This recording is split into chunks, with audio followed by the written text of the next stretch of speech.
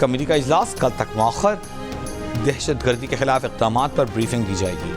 वज़ीर आला खैबर पख्तूनख्वा यमीन गंडापुर कहते हैं जलसे के लिए इजाज़त की ज़रूरत नहीं, वो एपेक्स कमेटी इजलास में बानी PTI और इस्टेब्लिशमेंट के दरमियान कशीदगी और 24 नवंबर के एहतजाज पर बात करेंगे।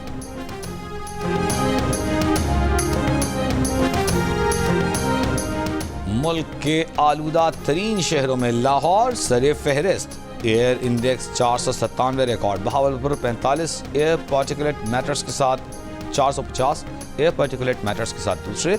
रहीम यार खान 376 के साथ तीसरे नंबर पर। अब से कुछ देर पहले दुनिया के आलूदा तरीन शहरों में दिल्ली का पहला नंबर एयर इंडेक्स 1320 पर जा पहुंचा। पाकिस्तान और ऑस्ट्रेलिया के दरमियान सीरीज का तीसरा और आखिरी T20 आज होबार्ट में खेला जाएगा। मैच पाकिस्तानी वक्त के मुताबिक दोपहर 1 बजे शुरू होगा। 3 मैचों की सीरीज में ऑस्ट्रेलिया को 2-0 की फैसला कुन बढ़तरी हासिल है।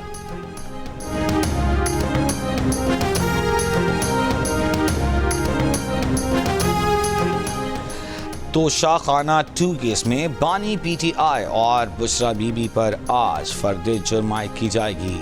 14 नवंबर को एहतसाब अदालत ने दोनों मुल्जिमान की बरीयत की दरख्वास्तें खारिज करके फर्द जुर्म के लिए आज की तारीख दी थी। बानी PTI और बुशरा बीबी के खिलाफ 190 मिलियन पाउंड रेफरेंस की समाअत भी आज होगी।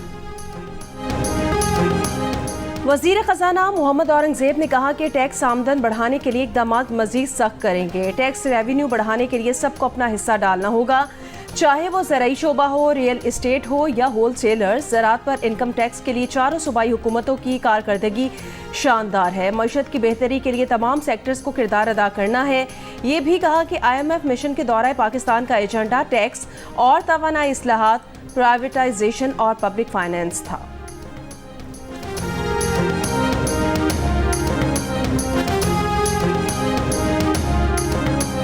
मुस्लिम लीग नून के सदर नवाज शरीफ की बेटी हसन नवाज को लंदन हाई कोर्ट ने दिवालिया करार दे दिया। हसन नवाज को बरतानवी हुकूमत के टैक्स रेवेन्यू डिपार्टमेंट के टैक्स केस में दिवालिया करार दिया गया।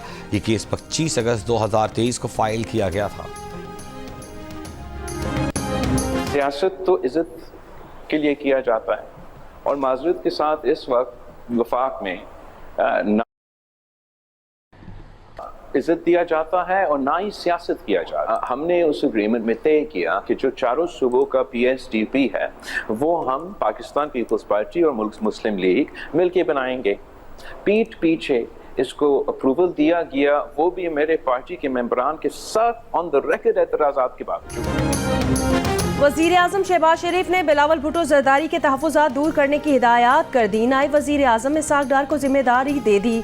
पीपल्स पार्टी की क़यादत से राब्तों का हुक्म दे दिया। 2 रोज़ पहले बिलावल भुट्टो जरदारी ने कहा था विफाक में ना इज्जत दी जाती है, ना सियासत की जाती है, ना मुआहदे पर अमल हो रहा है। वो 26वीं तरमीम में मसरूफ़ थे और हुकूमत ने पीछे कैनाल्स की मंजूरी दे दी।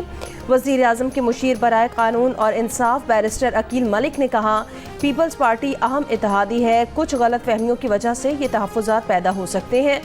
नायब वज़ीर आज़म जल्द ही इस सिलसिले में बिलावल भुट्टो जरदारी से मुलाकात करेंगे।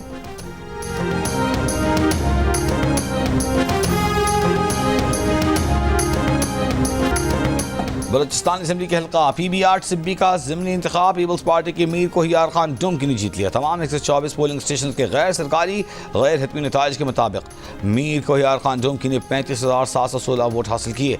आज़ाद उम्मीदवार मीर मोहम्मद असगर खान मरी 11,949 वोट लेकर दूसरे नंबर पर रहे।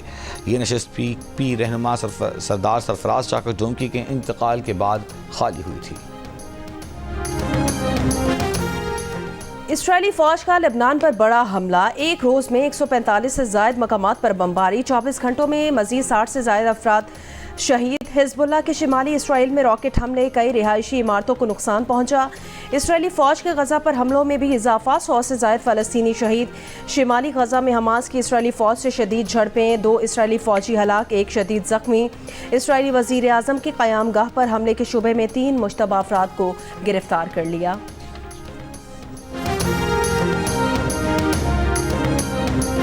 भारत की शोरिश ज़दा रियासत मणिपुर एक बार फिर हंगामों की जद में। मुजाहिरीन का वज़ीर आला, 3 वज़रा और 6 अरकान पार्लियामेंट के घरों पर हमला। रियासती दारुल-हुकूमत में गैर मुअय्यना मुद्दत के लिए कर्फ्यू नाफिज। मुतअद्दिद अज़ला में इंटरनेट सर्विस मुअत्तल। रियासत में armed forces special powers act नाफिज। हंगामे में 6 लापता अफराद की लाशें मिलने के बाद शुरू हुए। मणिपुर में गुज़िश्ता बरस मई में शुरू होने वाले नस्ली फसादात में अब तक 250 अफराद हलाक हो चुके हैं।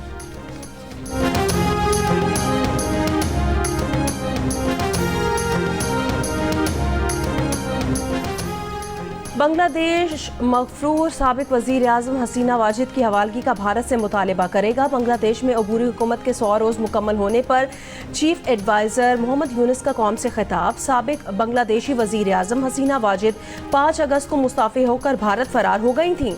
हसीना वाजिद ने मुतनाज़ कोटा सिस्टम के खिलाफ तलबा के मुल्क गिर एहतजाज के बाद इस्तीफ़ा दिया था।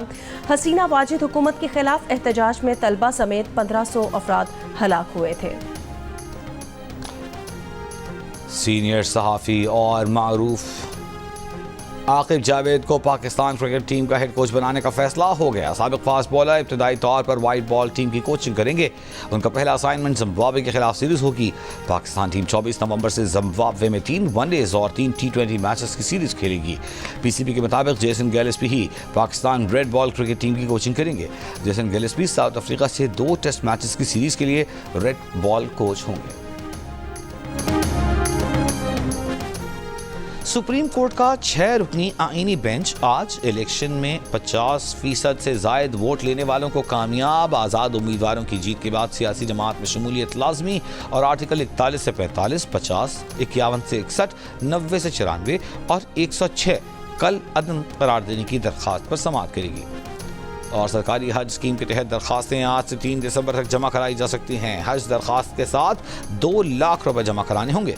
वज़ीर मजहबी उमूर के मुताबिक इस साल 1,79,210 पाकिस्तानी हज की सआदत हासिल करेंगे। अखराजात 11.25 लाख से 12.25 लाख तक मुतवक्किल हैं। पाकिस्तान में